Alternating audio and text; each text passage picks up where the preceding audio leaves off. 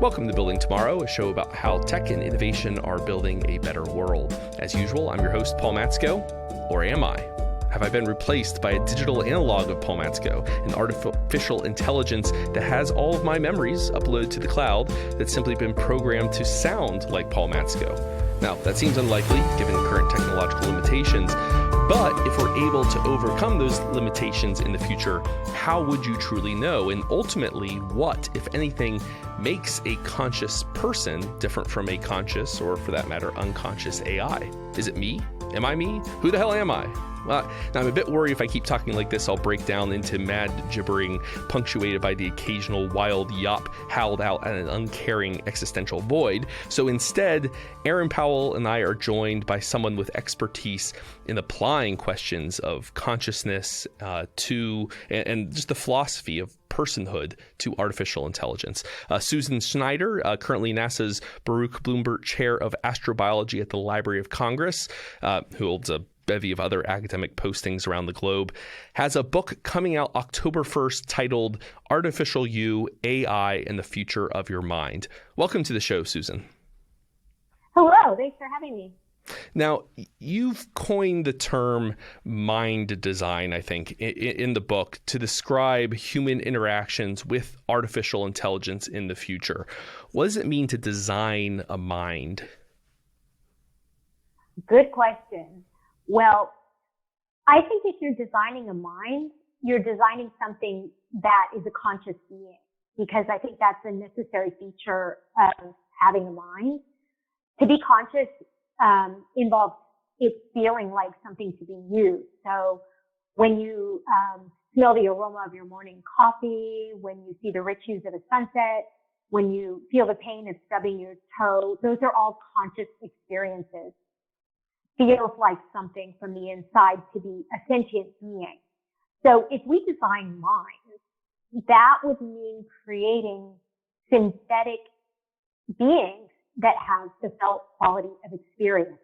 And I don't know if we can do it or not. I take a wait and see approach when it comes to artificial consciousness. What would it mean to design such a thing when it seems like this central characteristic of it, namely its ability to have experiences, is at least appears to be inaccessible to us as designers? So like I can assume that Paul has a mind and has experiences, but I can't have experiences of his experiences. So I guess I can't really know that there are such experiences. So how would we go about designing something that requires it having those experiences if we can't really ever know if it's actually working? You just raised a classic philosophical problem called the problem of other minds. How do we know that the people around us are minded? I mean, maybe we're, say, in a computer simulation and we're the only sentient beings that exist. Like maybe I am alone and everybody around me is a zombie. They aren't conscious at all. So, I mean, that's a philosophical thought experiment that is quite popular. There is a soft answer that I think is actually pretty good to the question of how we know there could be other minds.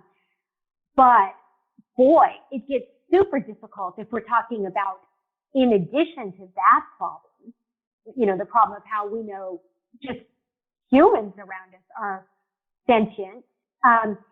It's really hard to ask the question and answer the question, how do we know that machines are minded?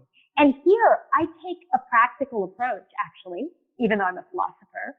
I aim to develop tests for determining whether machines are conscious. So I think that artificial consciousness is something we might be able to run tests for.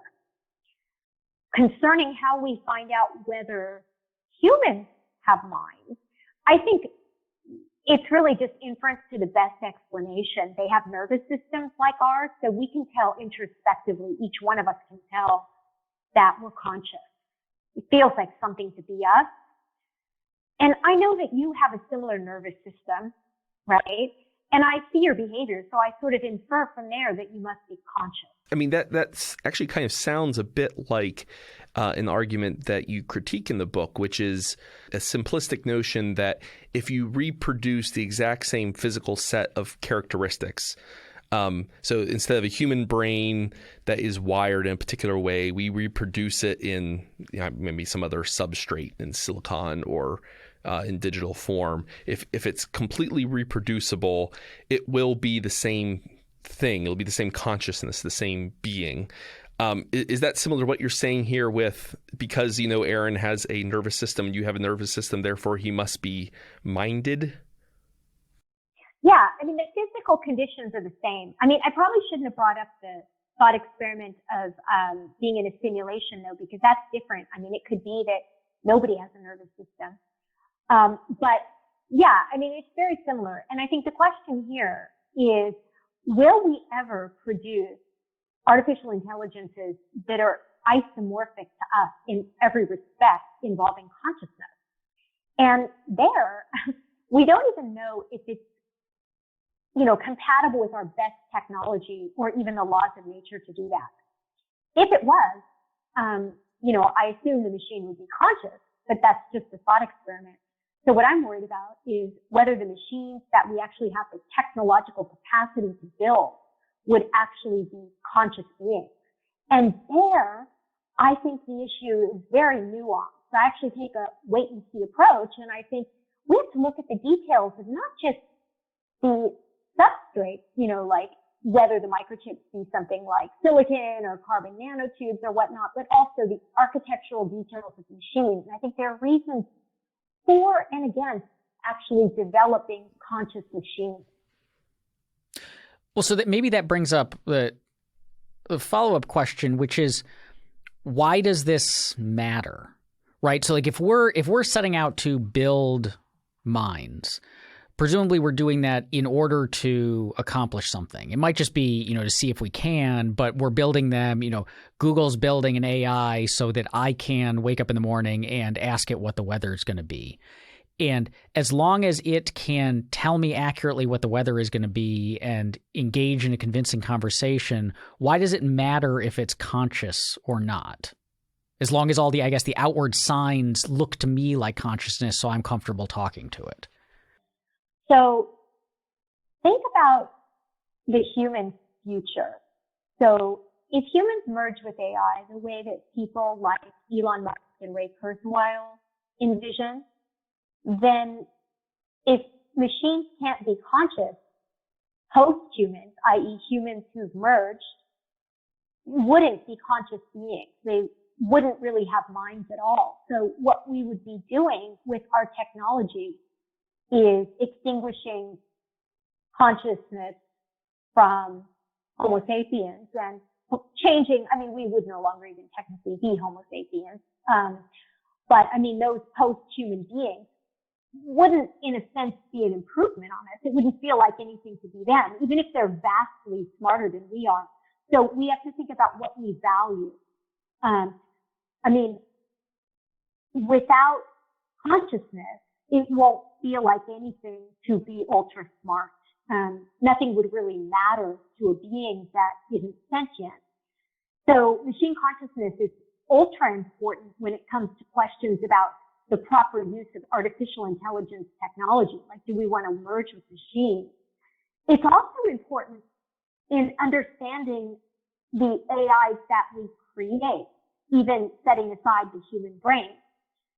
So if we're creating ultra sophisticated AIs, and some of them look human, like take the Japanese androids, for example, that are being developed to take care of the elderly in Japan, the public is going to assume they're conscious because they look human, right? I call this the cute and fluffy fallacy, right? If it's cute, if it's fluffy, it's got to feel like something to be those creatures. And that, of course, makes a lot of sense in the biological domain, right? But we're talking about artifacts.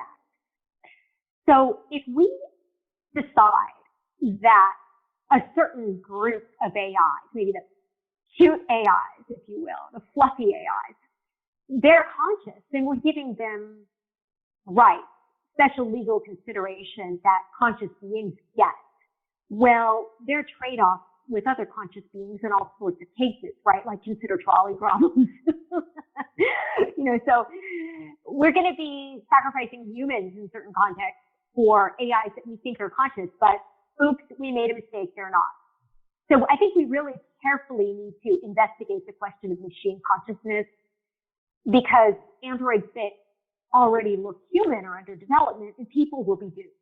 Sentience is absolutely key, no matter what moral system you have. And, there's been thinkers like Peter Singer in the context of animal liberation who have rightly pointed out that if an animal is sentient, we have special obligations. So that's why I raise the issue of machine consciousness as being so central, because it's really a question of what the class looks like when it comes to sentient beings. Would AI be in it? And would we be in it if we altered our brains, if we took out parts of our brains responsible for conscious experience and replaced them with microchips? Would we even be in that class? I wonder about the psychology of this, because we can take on the philosophical side, we can try to address the question of, say, like, is an AI actually sentient or conscious? Is it not? But on the psychological side of, like, these things, the more these things are present in our lives and we interact with them, we're going to establish norms of interaction that will emerge independent of the answer to the consciousness question, or well before we can get an answer to that question. And I wonder how much of this, because you talked about the cute and fuzzy side of things, and that we have like the pets and we treat them a certain way because they're cute and fuzzy and they interact with us, and we kind of assume consciousness into them, even if in some absolute sense we can't be certain of it. But we don't have that with our laptops, even though they do things. Is there an angle to which embodiedness matters in kind of the psychology of our interactions with AIs, so that if you mentioned like the Japanese robots that are helping elderly people, that simply by nature of them being embodied, having this physical form that we can interact with, that makes us feel the same way as when we're interacting with a pet or with a person, we're going to treat them as if they have consciousness in a way that maybe the Google AI, which is present in, a set of speakers throughout my house, but I can't hug it, even if it's much, much smarter and acts in a more conscious way, I'm kind of less likely to interact with it as a conscious thing because it doesn't like manifest in the category of things I'm used to as consciousness. Yeah. So it could be that in order to build a conscious machine, it would need to be embodied. Although I happen to think that we could give it a sort of VR reality, so that it may not even physically need a body. But setting that issue aside, you're absolutely right that people will assume that something that is embodied and looks like us is sentient. And I also believe that we will establish cultural norms, even before we understand whether they're conscious, although my hope is that we will hit the ground running and develop tests for determining whether machines are conscious. I think that it's natural for us to treat androids, for instance, with some sort of dignity because they look so much like us. And even if we understood that they weren't conscious, it would probably be a bad idea in society if people were acting abusively toward creatures that look like biological beings. I mean, it could, kind of degrade our respect for sentient beings. So that's just a bad idea. But I think the cute and fluffy fallacy is super dangerous, precisely because we will treat androids with a certain level of respect, at least many of us will. And they may not have consciousness. And in that case, again, there will be trade-offs. So, if you're on a trolley and on the left side, if you take, the left track, there are 2 humans. And if you take the right track, there are 3 androids. If everybody thinks the androids are conscious, 2 humans will have died, but we will have made a mistake. It doesn't feel like anything to be the android.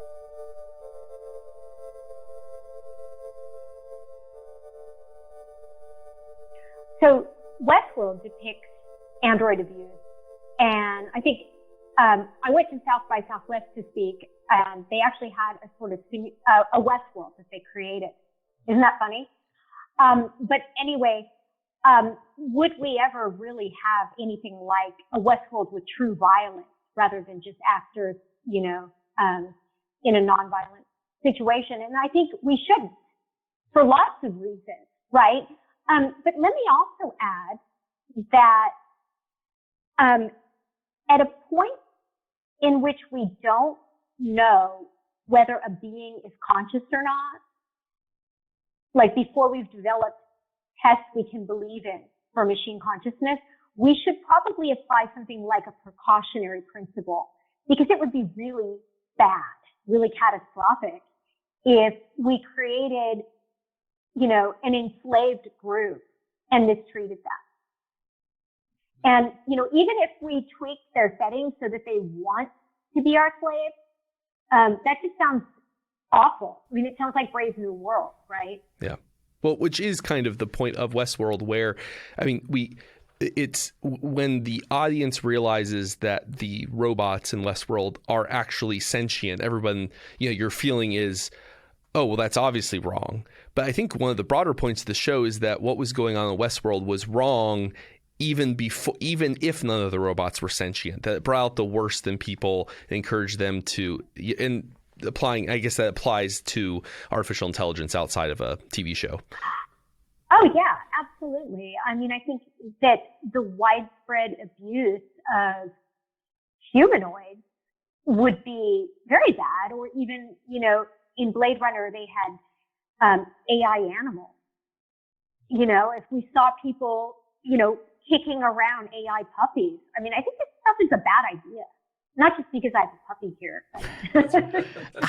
How far, though, do we take this precautionary principle? Because this is all, right now we're talking about it in application to stuff that's, potentially coming.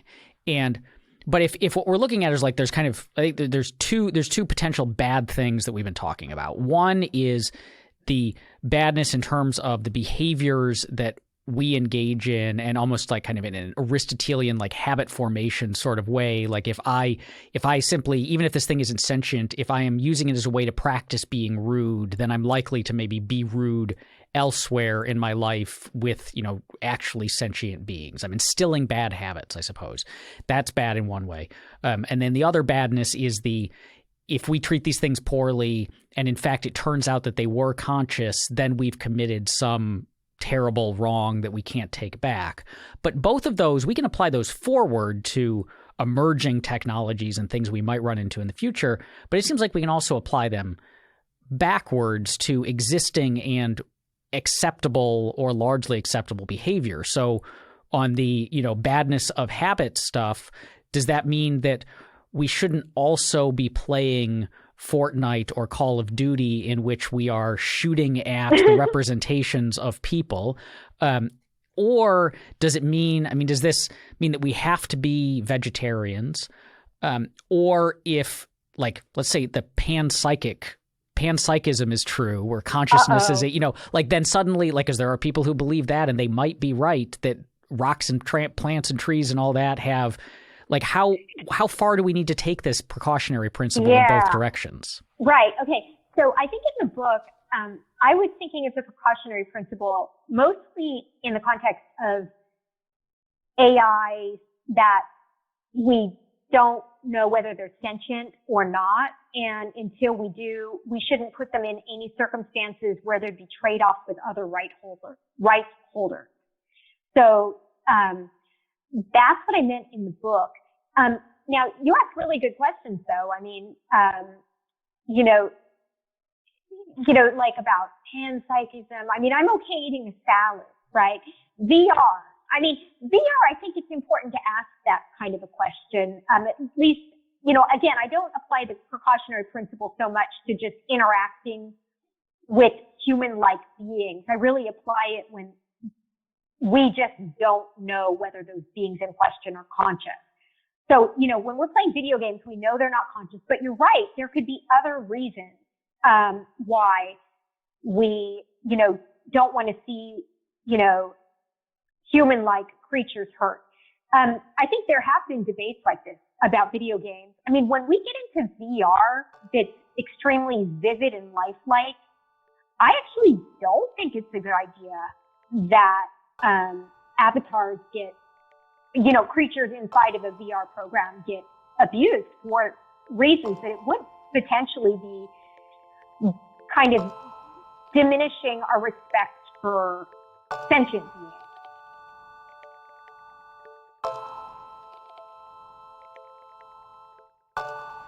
Now, you've mentioned a couple of times that the possibility of tests to determine consciousness of these AIs.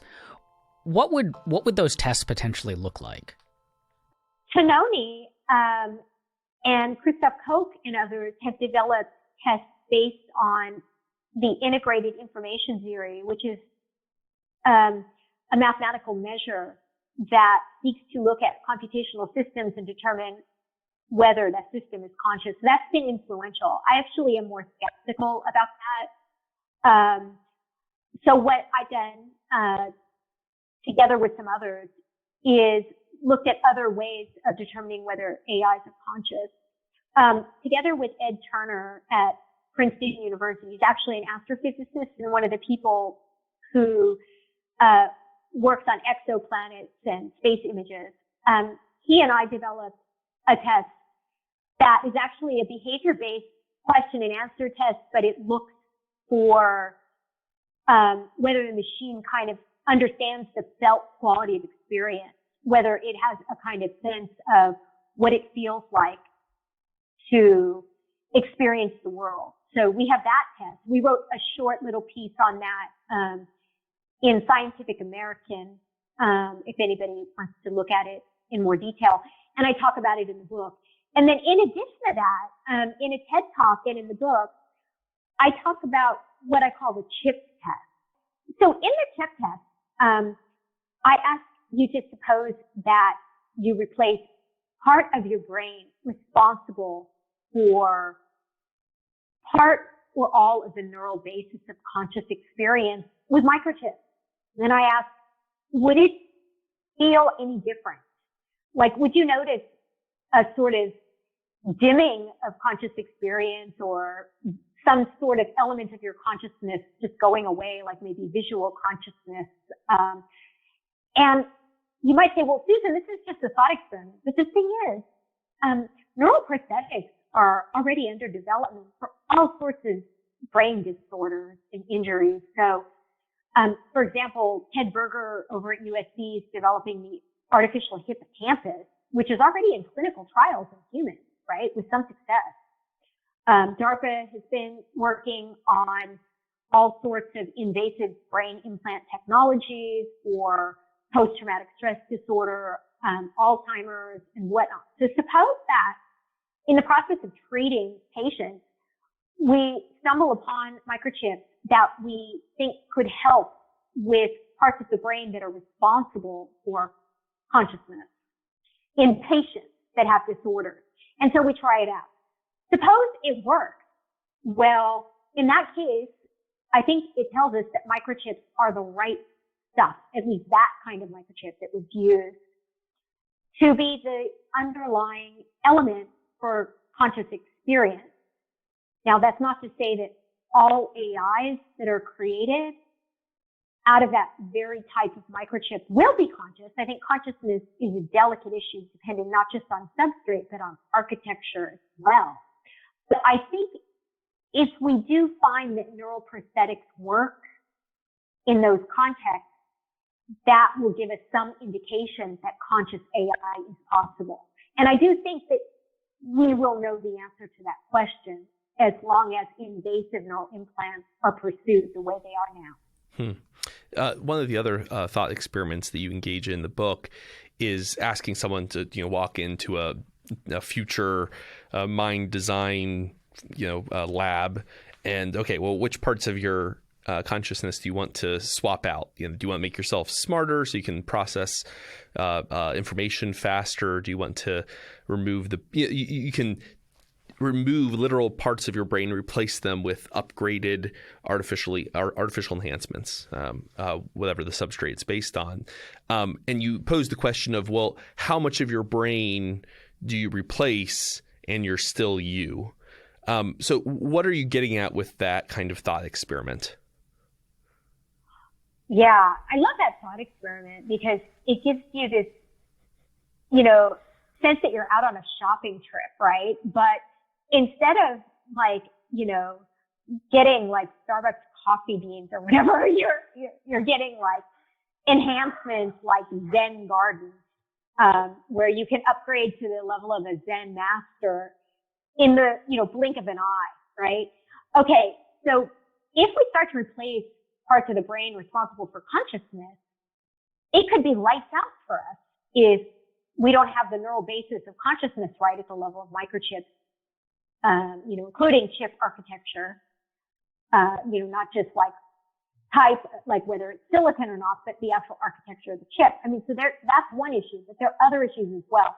So if I go and I get Zen Garden and then I get Human Calculate, which is an enhancement that allows me to say, be like a physics Einstein. Figure out space-time. Nice. Yeah. So that all sounds really cool, right? I mean, who wouldn't want to be smarter or have more control over their mental lives? But the problem is, after too many enhancements, even setting aside the consciousness question, how do you know that it would even be you, especially if you made the changes rapidly? These are questions having to do with the nature of the self or person. What is it that allows you to persist over time? This is an issue that's developed in the literature in metaphysics on the nature of the person. And one influential theory is simply that the mind is the brain. Well, if your mind's your brain and you replace too many parts of your brain with some other thing, you've actually killed yourself, right? So people like Elon Musk, who advocate merging with AI, in this kind of transhumanist fashion, would be contributing, sadly, to the death of all the people enhancing, unwittingly, right? It would be tragic, but it's not to say that those new beings wouldn't be smart, and maybe they're conscious. That depends on machine consciousness. But are they a different being? Yeah, it may not be you, right? This is a philosophical minefield. Like, we're playing with ideas in philosophy involving the nature of the mind, self, and person. And in philosophy, we've been thinking about these issues for thousands of years, and there are no easy answers to questions about the mind's nature, whether there's a self, whether there's a soul, what the person is. And so to just simply advocate merging with AI or a certain position about conscious machines without reflecting on all of this is a bad use of AI technology. Like, it would be dangerous to just sort of, upgrade the brain, so to speak, but at the same time, you could be ending the life of the person in question, ending the brain. Yeah.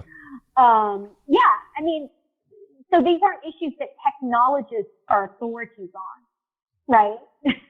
But I think people like Silicon Valley gurus, and they tend to defer to AI experts a lot about the proper use of AI technology. And I think we can see already what goes on with the development of AI in Silicon Valley. It's follow the money. It's about profits, which is great. It drives a lot of technological changes, but we're also running into a lot of issues because these are emerging technologies.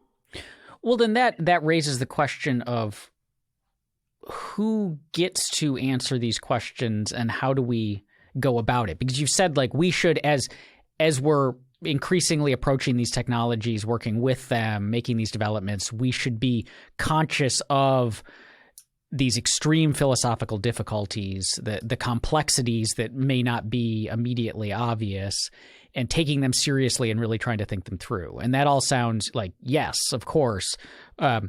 But then, given that we're talking about potential sentient beings that might have their own interests, that those interests might rise to the level of rights, how do we go about making these kinds of decisions or answering them? Because like philosophy of mind is incredibly complex, and people have been having arguments about it for quite a long time, and and it's not like it's settled. It feels like we're maybe making progress, but progress in philosophy is a hard thing to measure, right? You think? Yeah. And so like on the one hand we could, and there's these huge trade-offs, because as you said, we can think of like in one extreme we go too fast and we end up making these beings that are in a meaningful sense like the kind of conscious things that we think of ourselves as, or even more intelligent than we are, and we treat them incredibly poorly, maybe because we don't know that we're doing it, maybe because we're callous, but that's this monstrous wrong that is, like millions or trillions of lives being destroyed or made miserable, and that's awful, and we should avoid that. But on the other hand, we have the potential, this technology has the potential for radically improving the lives of everyone on this planet. And if we I hope so. If we forgo that, it also has the potential of destroying all of it. But so that's it's like there are all of these. It feels like every option can lead to possible extremes. Some extremely good, some extremely bad, extremes in different ways. But we can't. We have to somehow decide. And so, does it make sense? Is this something you think like we should just come to these conclusions as a society, whatever that might mean, or that this is better left to the individual, say, innovators, entrepreneurs, scientists, philosophers trying to work it out, but we're telling them like, but please think clearly about it. Like how do we go about approaching this? Because what you've outlined is just incredible complexity. So tricky. So in the book, I advocate a stance of what I call metaphysical humility, which means that we really need to understand that there are no easy answers to this question. And I see my job as explaining it to as many people as possible so that they understand that they have to mull over these issues to really get how AI can best promote human flourishing. So I actually suspect that one way to deal with these enhancement decisions might be for there to be some counseling involved when people make enhancement decisions. So, for instance, if you're getting a genetic test, before you get your results and even before you order the test, many hospitals offer genetic counseling to talk about, the issues involved in seeing whether you have, the gene for breast cancer and whatnot. So something like that, as funny as it sounds, could be extremely useful. And there, I think that the issues involve, philosophical questions about the nature of the self, so that someone who's thinking about getting Zen garden, or human calculate understands the risks. The risks aren't just medical risks. They're actually, this sounds so funny, but they're philosophical risks involving the nature of the person. That doesn't mean, though, that we should not allow people to do what they feel is best for themselves, for their own minds. There will be daring people who don't care so much. And there will be people who have well-founded philosophical views, who don't even believe in the nature of self. So, Derek Parfit in philosophy has been extremely influential in arguing that there's no such thing as a self. And think about, the related Buddhist position, that we should actually see the self as, something that's illusory. But my point is to get people to think and to not just take what Silicon Valley says at face value. They're there to make money. All stakeholders need to be involved in questions about human flourishing. So I think it's very important to educate the public.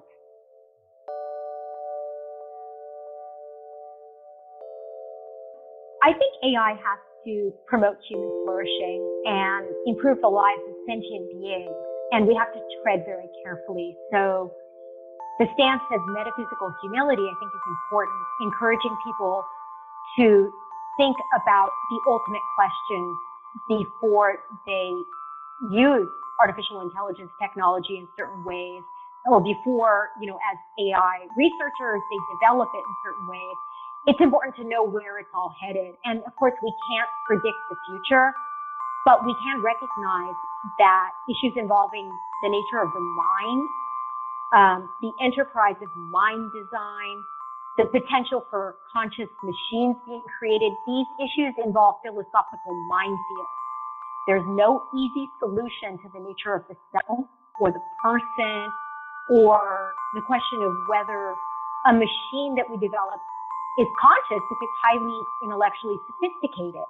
So we have to tread carefully. So as we develop AI technology, we have to make sure our social development stays in lockstep with the AI development itself.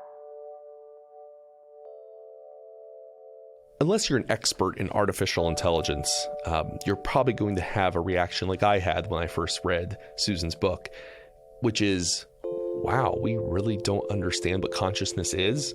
We're trying to make decisions about whether or not a machine is going to be conscious, and we don't understand what makes human beings conscious in the first place. So I appreciate Susan's call for a certain level of humility as we approach these conversations. This is a complicated subject, the idea of personhood, what makes a person a human being, what makes us conscious. These debates have been going on for hundreds, thousands of years, and now we're trying to apply it to machine technology. We don't have it all figured out. We should approach this with a humble spirit. This has radical implications, not just for the future of technology, but the future of humanity as a whole and for future culture. Think about it this way. If it turns out that consciousness, whatever it is a thing that can be instilled in machines, that can be instilled in the cloud, doesn't even need to be embodied, think about the implications for entire sectors of human existence that ostensibly have little to do with technology.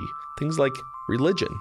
Again, this conversation about machine learning and at what point machines become smart enough or aware enough to be considered conscious beings has broader spillover effects beyond the edges of technology and innovation. It really will change how we have to think about and conceptualize human society as a whole.